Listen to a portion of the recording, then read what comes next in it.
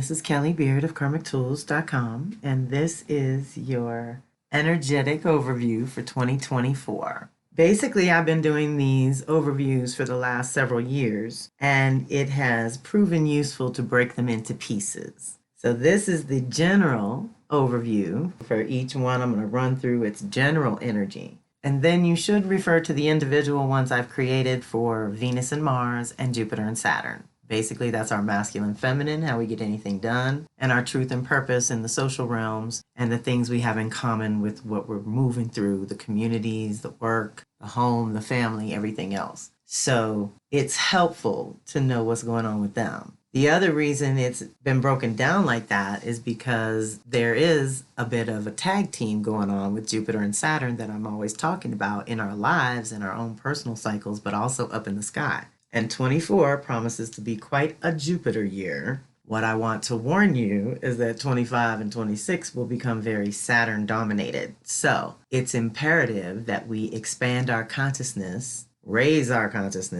vibratory frequencies as individuals so that the globe will be okay.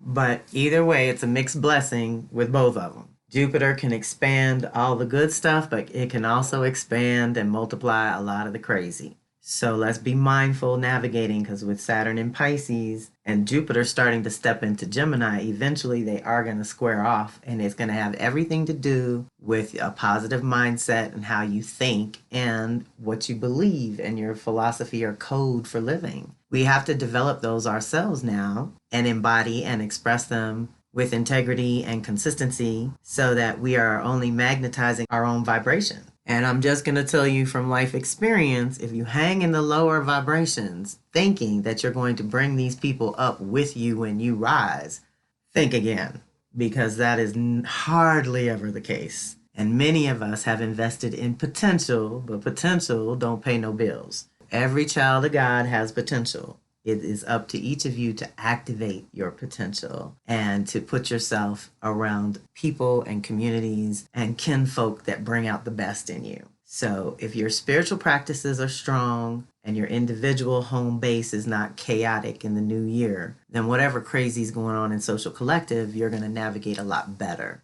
Knowing the energies we're dealing with will also help. So I will start with the sun and the solar rhythm, which is an annual rhythm that stays the same and never changes. So you all can really tap in and start to feel into what the solar energy is good for, which is activating, animating, energizing, awakening. It's that good solar energy. It's like fuel. And the beauty of it moving through your whole wheel in the course of a year is that it's going to show up and shine its light in the same house, in the same area of life, at the same time every year. So in my world, I have helped you all learn how to tap into an additional rhythm to your birthday. Everyone's got their solar return, where the sun was when you were born, and that I'll use myself as an example. I'm a July 1st Cancer. So July to July is an annual rhythm, of course, I'm tapped into. But I have a Sag rising, and that means my chart starts December 2nd. So I have learned to live into this rhythm of December to December, and there is a huge difference in the quality of my life, the rhythm of my life, the effectiveness of my choices, and things like that. So if you want to learn more about that, let me know. I can help you get your own, and you can also learn all about it in the Astro 101 class, which will be linked in the blog for those who are interested in doing it this year. I usually run it once or twice in a year. For a couple of years there, I did 3 times, but I haven't had enough demand for that in the last few years. So let's see how 2024 goes and who wants to learn astrology through their own blueprint. That's what that's all about. So getting that solar rhythm can help you tap into your energy, when you have energy and when you maybe not so much, and you need to lay back and recharge. That's important too, to use the sun to do that. So in general, we're all conditioned to winter, spring, summer, fall. And I also teach this in that class. And that turn of the wheel is always associated with Aries, Libra, and Cancer, Capricorn time, which are cardinal signs, which is lots of action and choices and movement and decisions and things to do. We are used to that rhythm. Most of us are pretty conditioned to that rhythm in Western culture. But what I'd love you to start tapping into is the month before and the month after, and get a little more conscious about what you do around those months.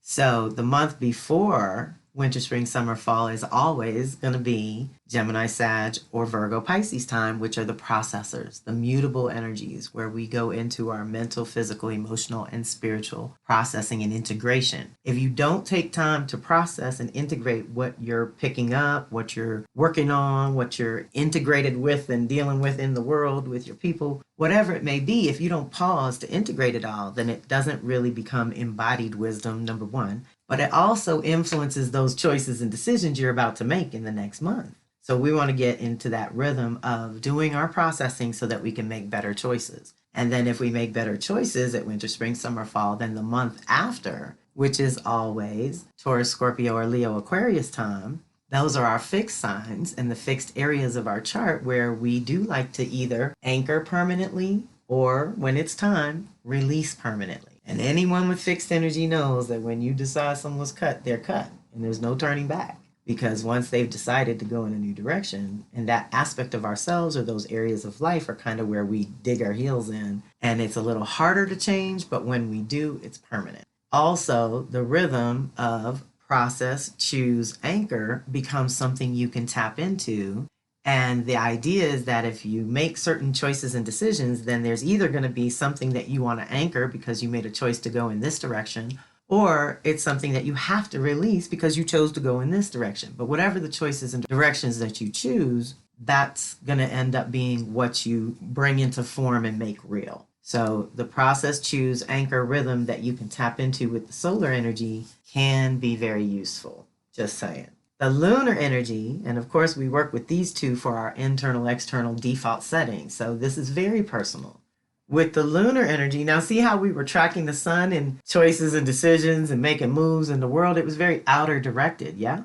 With the moon, it's more inner directed. It's your moods and your emotions and your feelings and the vibe. What are you picking up? You know, water babies are very intuitive, psychic, and empathic, and we all have it somewhere. And if you have planets activated there, then you have lessons activated there. So we're all learning how our superpowers work, but I encourage you to practice with them because it will help you in the new world. That's all I'm going to say. So with the moon this year, we're going to navigate some eclipses that have shifted. Now we're not doing any more Taurus, Scorpio. We're deep into Aries, Libra. What's wild is how fast the Aries, Libra eclipses are buzzing through. They're not going to be done, but we start Pisces, Virgo eclipses by the end of the year, y'all. So just know that overlap of ending, new beginning is a huge vibration basically for the next 3 to 4 years.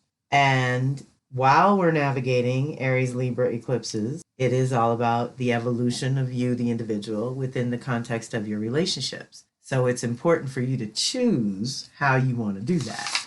If you know your chart well enough, then it's the Aries, Libra areas that are getting the initiation, integration energy of these eclipses, forcing your Cancer, Capricorn departments to grow and change and move out of comfort zone and into new territory. Not a bad thing, but a little challenging at times, right? So if you want to reflect on the years that you had Aries, Libra eclipses, and think about what happened, how you changed, how your relationships changed, how your partnerships and collaborations evolved. Then think back to 2013 to 16, and before that was 2004 to 06, and before that was 1995 to 97, and before that it was 86, 87. So all those years would have been huge upgrades to your Aries, Libra departments, and your Cancer, Capricorn departments would have had to grow by default. I know everybody's not a tracker, but for those of you who can remember those years and track anything at all around your choices and decisions, then you can make better ones this go round. And this is setting things in motion basically for the next 9 and 18 years or 10 and 20 years. 2023 to 25, we'll be dealing with these Aries, Libra eclipses. 24 to 27 will be Pisces, Virgo. So you see how that overlap is happening all through 24 and 25, which means we'll have a mixture of both. That's tough, y'all. On the overlap years, it's always pretty chaotic. But then the next set will be 2032 to 34. So just know that you're setting things in motion for the next 9 to 10 years based on your experience, based on the choices you made in the past around your identity and purpose, your individual purpose within that context of your relationships and partnerships. So that's what's up. Now the Virgo Pisces department that's getting tapped into starting this year It's going to be a super full moon lunar eclipse in Pisces, which means Saturn and Neptune will be there, adding their power and strength to that first one out the gate. Is a full moon lunar eclipse, which means completion, ending, done. So the years that we had Virgo Pisces eclipses last was 2015 to 17, 2006 to 08, 1997 to 98, 1987 to 89, and 1978 to 80. All those years would have affected your Virgo Pisces departments in unique ways that are coming up again in 2024 to 2027. Virgo Pisces, now if we're looking at our Virgo Pisces departments, the last time we had access to those initiation integrations, and this would be around, if we stick to Virgo Pisces, would be your individual system and personal boundaries and how all that works and functions, along with, sensitivity and boundary issues that Pisces Virgo brings up anyway. But I would just say health, mental health, physical health, emotional and spiritual health are all tied up with Virgo Pisces as well. And it's where you want to be of service, but you have to do self-preservation first in order to be effective. So this is where we run our filters. Remember what I said, Virgo Pisces is more about processing. Aries Libra is more about choices and decisions. So that rhythm in the lunar zone is going to pick up in that, at least in my opinion, here's the rhythm we've been navigating, here's what I've witnessed, and here's what I've experienced. The Taurus Scorpio eclipses of the last couple of years upgraded our values and priorities in very real, literal ways that have to do with our primary needs, our essential needs and personal preferences, personal security issues, those very important on the ground things, food and shelter, right? We got very real about how we're living and how that needs to shift. And it was literal because earth and water are body and soul. So we felt it, and we really, I hope, I got certainly much more clear about my priority list. And now, because of those shifts internally with your body and soul over the last couple of years and what you really care about and the kind of energy you need to be around to maintain the beauty way, to do what's sustainable and natural and organic, getting back to basics with Mother Earth, right? All that good juju has been coming in and reminding us over and over, if we neglect our bodies and abuse Mother Earth, we're not going to live very long, period. That's just the way it is. And nobody playing God out there can change that. This is the nature of this planet. I keep telling folks, you want to live another way, go live on another planet. This planet operates a certain way, and it is directly connected to our bodies. And the water quotient is huge for mama and us as well. And that's where we have to follow the moon and the lunar rhythms, because they pull on our waters. And that's our feelings and emotions. So now that our priorities have shifted, Aries Libra is going to automatically shift who we're dealing with or how we present ourselves in the world. Or many people have come to me for readings to change direction in their career. It's kind of like back in the 90s, a whole bunch of people came in droves with these degrees they couldn't do nothing with. And they were upset, but they wanted another path. And now a lot of people have been in corporate America and don't want to do that anymore and want to have a spiritual career. And they're trying to figure out how to be of service and still feed themselves. Okay. So this Aries Libra dynamic, how you take care of yourself and how you do relationship with other people on any level, intimate or otherwise, is getting an upgrade. That's what eclipses do. They cause a break to realign.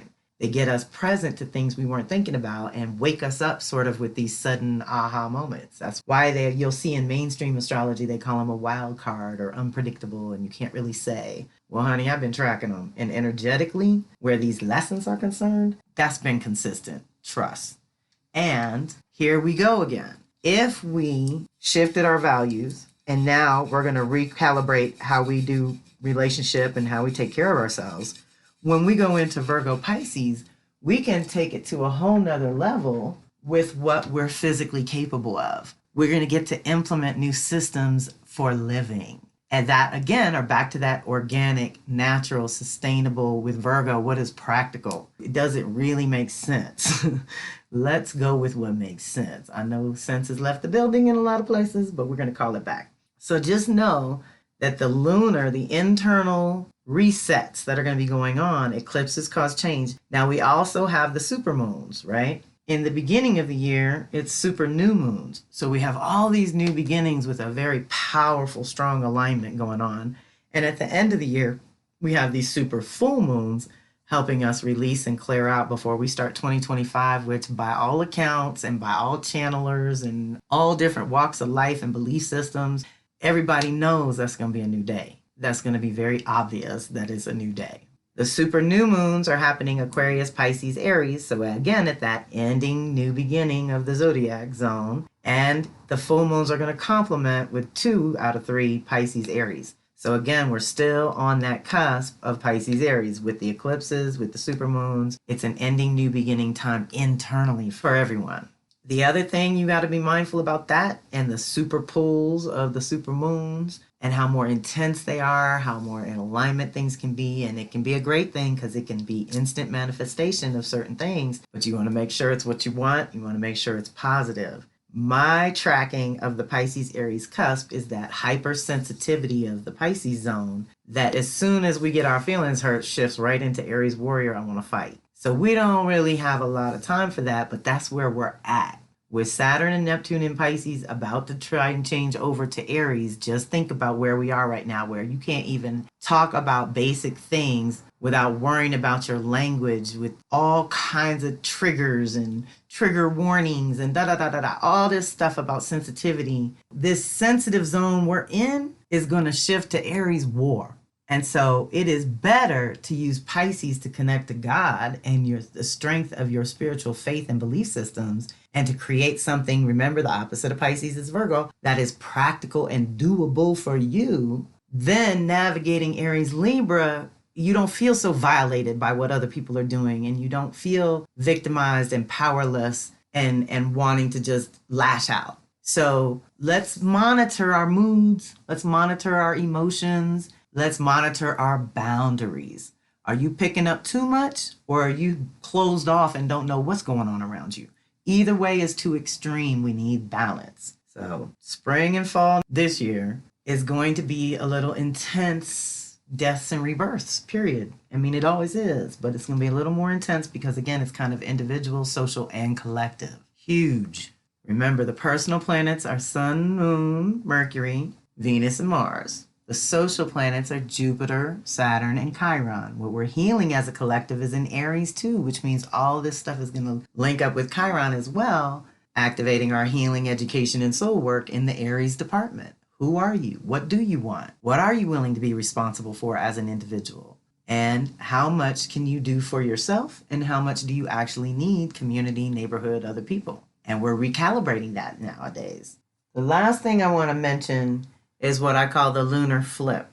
With the lunar rhythm, we go through 18 months of where we are now with the full moon preceding the new moon. So we get a chance to light things up, clear things out, do release work, and be clean and cleansed by the time we get to the new moon to plant seeds and let go and let God, right? Lunar flip means that come June, July, we're going to get 2 back-to-back Capricorn full moons.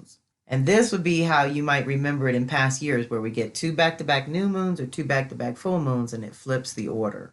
And once that happens, we'll have another 18 months where the new moon now precedes the full moon, which is a completely different way to create and manifest and work through your life. And that's what we follow the moon for, is very personal day-to-day stuff. And so when we have the new moon first, we have to plant seeds and kind of walk by faith. We get all the way to the full moon. And that's when it usually lights up things we missed or we didn't quite understand correctly, or we have to make some kind of adjustments or corrections. I always remind you all about this rhythm because personally I have a preference.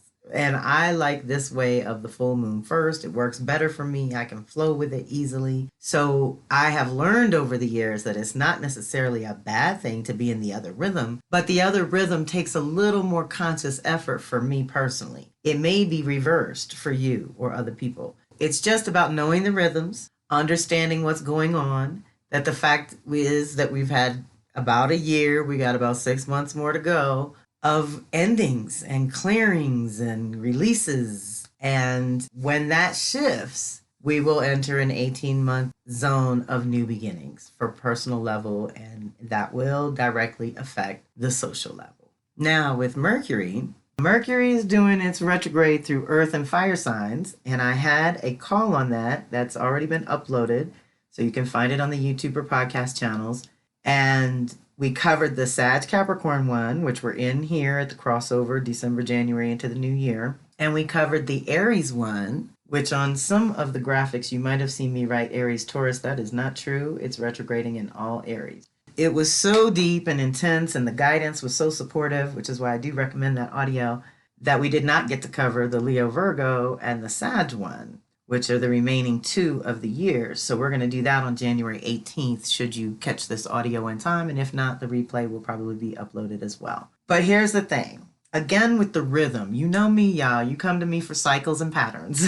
That's my gig, right? This is what I care about. This is what I track. So when we're looking at Mercury, Mercury is how we process the information that we're picking up along the way too. In another way, this is our mental processor that takes in all the information that we may gather through our 6 senses, but that eventually we have to translate into something we can express. So in 2021, Mercury retrograded through all air signs. And you know, we were knee deep in COVID and crazy. And at the same time, the things that were crumbling and breaking apart were cracking us open to new possibilities, new consciousness, new ideas, new thinking. All the air signs got activated that year. And at the same time, we couldn't really ground anything. And it was very hard to make commitments because we didn't know what the world was going to do. So in that regard, it was all very airy, right? And air is challenging to pin down and contain. However, 2022, Mercury went backwards in the air-earth combo. So now we started to really think about what containers can we create and what are the possibilities and what can we build and what can we start to make real out of the ideas that we've been awakened to, right? This new thinking that 2021 activated for everyone, whether it was good, bad, or indifferent. Everybody got some new consciousness now. By 23, now we're coming out of a full year through all Earth. This is what I touted as the mind-body connection recalibration. Okay, now what can we physically do? And what containers can we actually create? And what commitments do we have to make in order to go forward and build anything?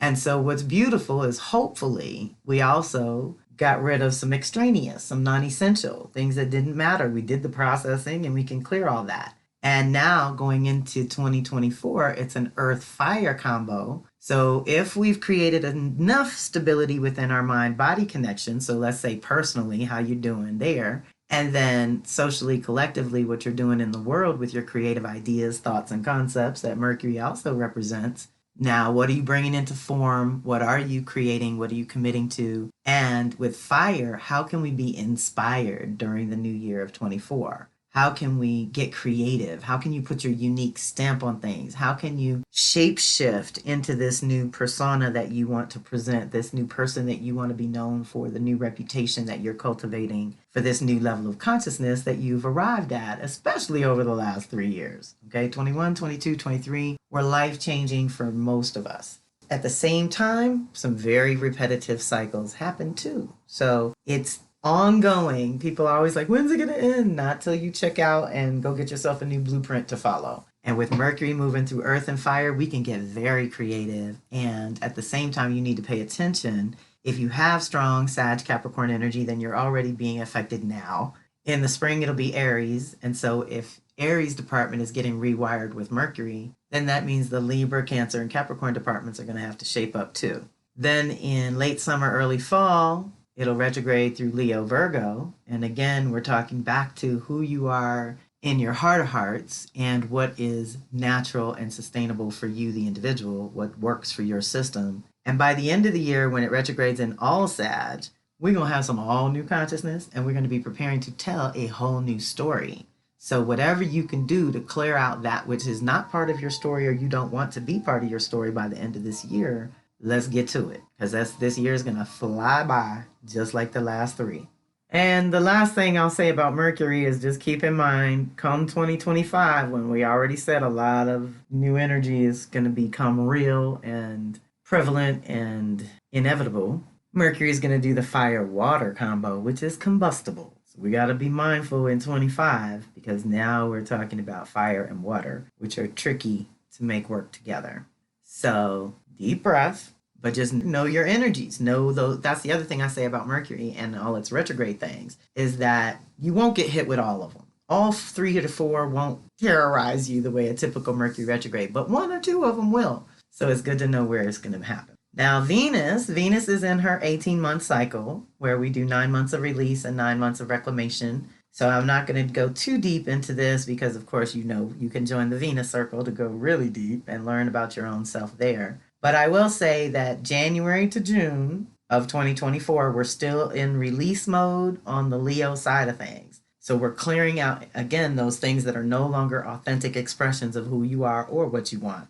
Ways that you can no longer be integrity with certain folks because you no longer vibe with them. You no longer agree. This is some of the things that have been coming up is the clearing out of those who really are a waste of your time, energy, and resources. Let's just say that. They're not in alignment with your heart and your future, so you have to let them go.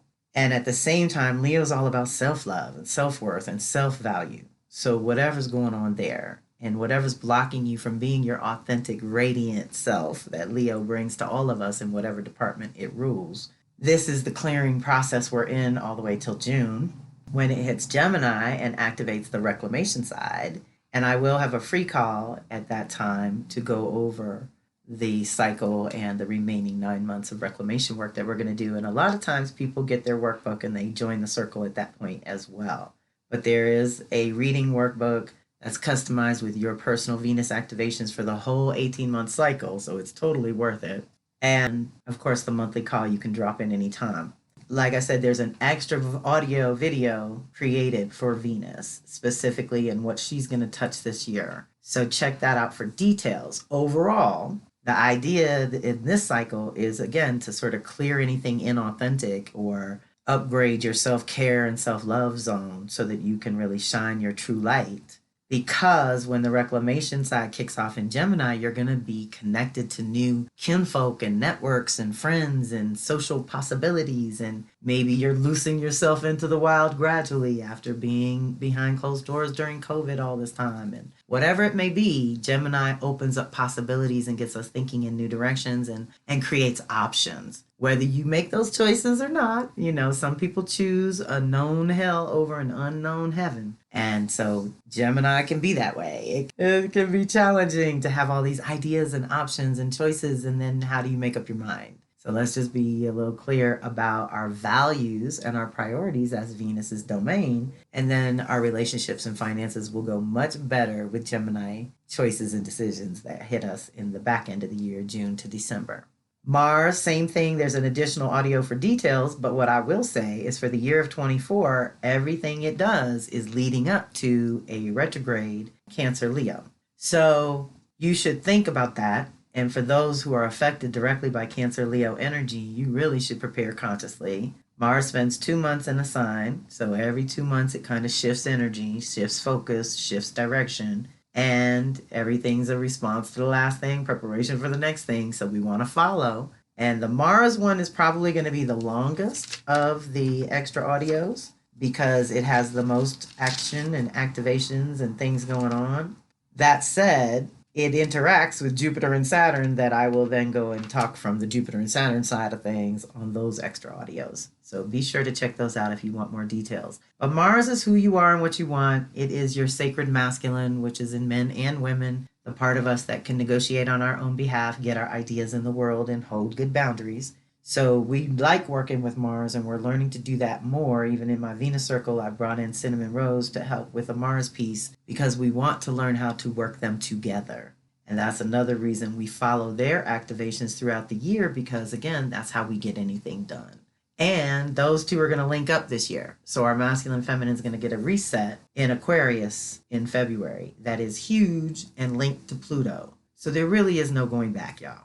I'm just saying. But if you want to follow Mars, Mars is going to start out the year in Capricorn. So it's, moving toward the end of the zodiac, coming through the beginning. And once it hits Cancer and Leo, it's going to linger there for 8 to 9 months. And this is what I say about a Mars cycle. Mars has a 24-month cycle. If it lingers in those two for 8 of those 24, I always call it an 8-month investment for a 16-month return. Okay, so the better we can navigate that recalibration that Mars is going to do as it lingers on our stuff in Cancer Leo, the better we'll come out of that and go through Mars and Virgo and be able to set some for real, new systems in place.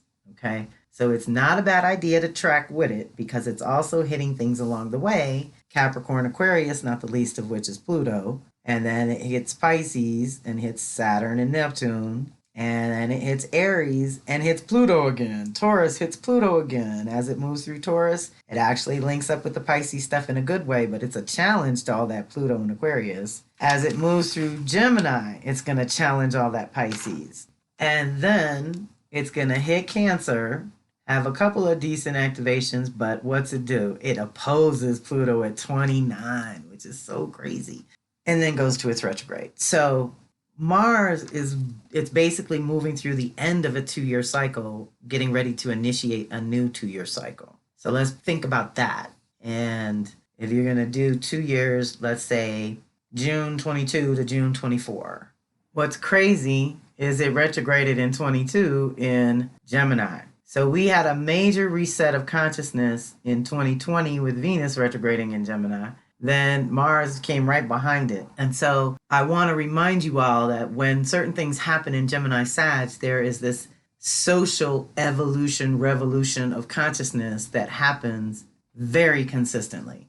And you can also check in with that balance of scientific versus spiritual that Gemini Sag goes back and forth on. So we are definitely on the science side this go round. So there are small and large cycles that trigger those energies, and just know that's what's been happening. We've all just got a huge social collective major upgrade, for 150, 250, like big year cycles, okay? Not just small cycles, big cycles.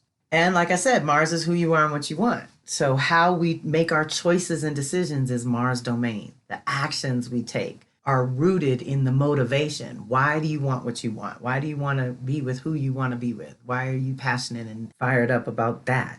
So just checking in with your Mars. Or do you need some fire? Do you need some energy? We go to Mars for that too. So just checking in with your energy levels as it moves to its reset. And when it resets in Cancer Leo, we're still back to who you are and what you want for your self-love and self-care zone. So no matter what you've been doing, I hope that the social collective shifts have gotten you more clear about your individual needs and desires, for that matter, and how you would like to move through your day-to-day with the time you have left on this planet. Don't let them gangster your time, baby. Don't let them get you off your path of what you came to do, because that chaos is always there in every decade, in every century.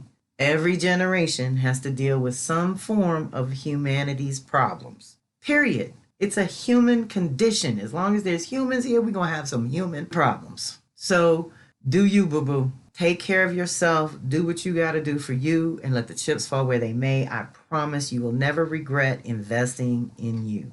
Now to my world servers, don't get it twisted. I know certain people are here on this planet and that is their purpose, to be of service to the world and to sort of put their individual needs and desires on the back burner. I get that, but I'm not entirely on board with that being 100% healthy.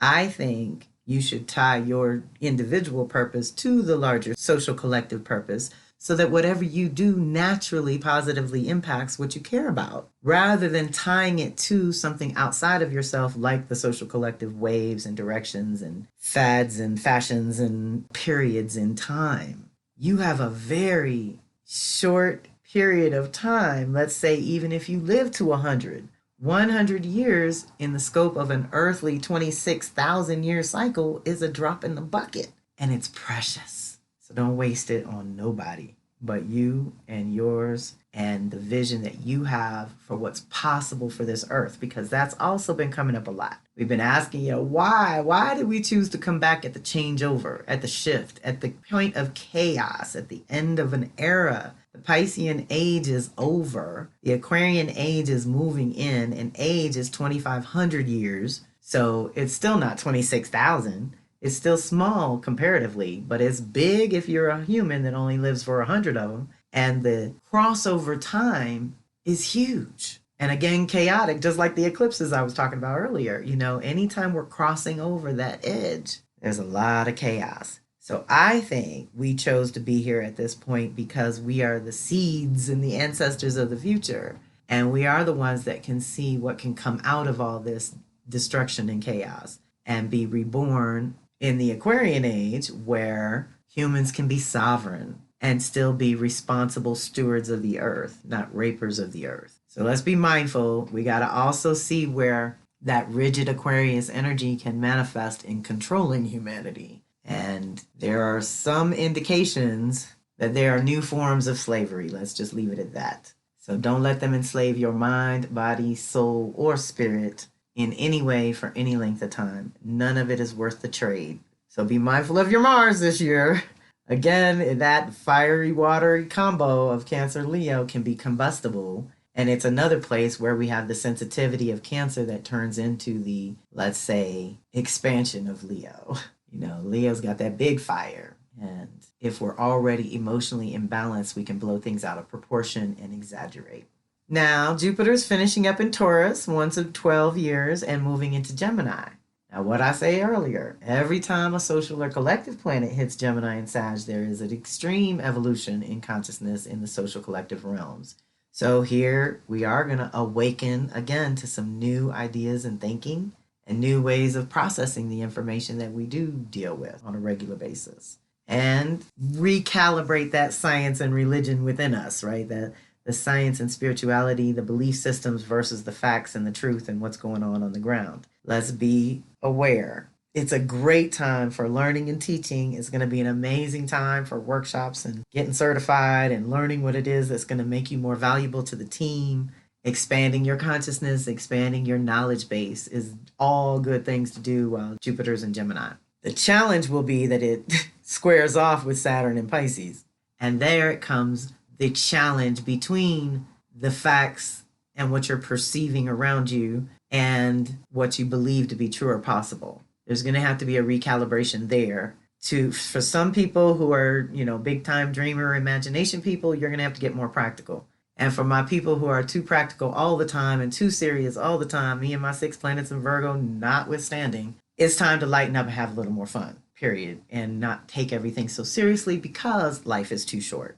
So it just depends on your nature, your default settings, and where you've been too extreme in one direction or another. Jupiter makes things bigger. So let's allow it to balance us out where we need it balanced. And let's dig into those spiritual practices and do what actually works, right? Let's only invest in the things that actually work for us. Saturn in Pisces is doing just that. It's a culmination of a 30-year era. It's a culmination of a whole reality. Whether you were 30 years old having your first Saturn return or older, and you can remember the early 90s and how hectic it was, and the rebirth that happened all during the 90s, basically. That was 30 years ago.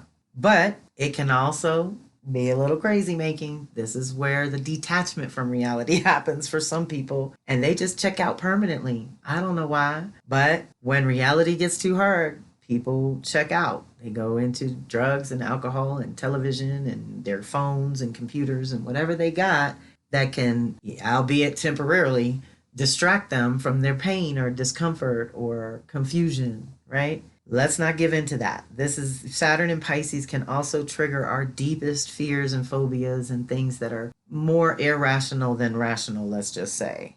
And at the same time, there's a lot of crazy out there. So, just try to stay grounded. And the idea would be to connect with nature. The balancing agent for that would be being in nature, taking care of your body, grounding. That always helps Saturn function better. And the whole idea is to recalibrate your boundaries and think bigger. 7, 14, 21, 28 year cycle. Bigger boundaries, deeper boundaries, better boundaries, more boundaries that are functional for what you're trying to do, for how you're trying to navigate. So for example, I've got a survey going out this year asking you all if you would stay with me if you had to come to my website to get these videos and audios. I can still make videos and audios, so the format that you're used to, you can still get.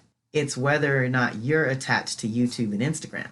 I personally am starting to question the value of putting my content on those stations because technically they own it after that. And I'm not down with that because I'm about to get to publishing certain things and I need to keep my content safe. So, for those who understand and those who value what I offer, I'm hoping you will give me some feedback on how to make that transition to my website easier because I have everything you need over there. And I'm really tired of the third parties. And this is one of the ways I'm recalibrating my boundaries because this AI stuff is going out of control, y'all. And I've been online since 1999. So my voice, my face, my words, everything's already out there and in the system as far as it can go. I can't unring a bell, but I can cut it off from here and go forward in a better container, which is what all the reviews and retrogrades helped me do over the last couple of years, is to realize where I was leaking energy and not being as mindful about my own territory and boundaries as I should be. And that's what Saturn and Pisces can bring up. Meantime, it works really well with the Jupiter, Uranus, and Taurus because that's earth and water. So as we are awakening to this new consciousness in our physical well-being and physical life and how we function in our day-to-day, that evolution is huge post-COVID. And for the most part, let's just say it could be worse. I hope you've had more ease and grace than is witnessed in the public. You know, good stuff doesn't get publicized, y'all, but that doesn't mean it's not happening. And earth and water work well together. So as we work with our consciousness and what we believe to be true, and combined with actual physical fitness and working on our bodies and feeling connected and grounded in that, we can navigate better no matter what the crazy AI world is doing, okay? The last thing on my list for overview stuff would be the asteroids. You all know I love to add the ladies. These are the sacred feminine aspects of life that we all have to deal with, whether we're men or women. Juno's how we do partnership, particularly intimacy, and it's retrograding through Virgo. So once again, we have to recalibrate our systems for what's natural and what's sustainable and what's doable and healthy for your system, your body. So if you need more solitude, fine. If you need more interaction, fine. Whatever it is that you need to function better, Juno lingering in Virgo like this is huge. And it's another place where it's like 8 months. It's a long time. It's almost 9-month baby kind of thing, where you're just recalibrating your systems for living around partnership and intimacy with, let's say, a focus on intimacy. Pallas, our strategic wisdom, our healing capacity, our prismatic perspective, is retrograding through Scorpio Sag. So here, I think this year, again, it lingers, takes almost 9 months. It's a process. It doesn't happen for many, many years. Hasn't happened in many, many years. Scorpio is raw truth and Sag is higher truth. So Scorpio is your soul. Sag is your consciousness. One is water, one is fire. Either way, they're creative, flowing energies that need good containers. So how are you growing in your consciousness and wisdom? Healing, what are you healing in those departments? What are you learning about yourself and your power and the power of what you believe? All of that's going to be up for recalibration. Ceres, how we nurture and like to be nurtured, the sacred mother energy within all of us, is lingering in Capricorn. So now we're talking the Council of Grandmothers, the sacred feminine wisdom, and how it actually nurtures and feeds, not the toxic mother and not all the crazy mother wounds we got out there, but the recalibration of the responsible, organized, grounded mother energy within us that can delegate when necessary and not take on extra responsibilities and overburden ourselves. How can you nurture yourself as if you had your favorite grandma next to you? Okay, Big Mama is here. She got you. She got you on the perfect food and teas and anything you need for your body and aches and anything you need. Let's tend to ourselves. Let's do some tending this year.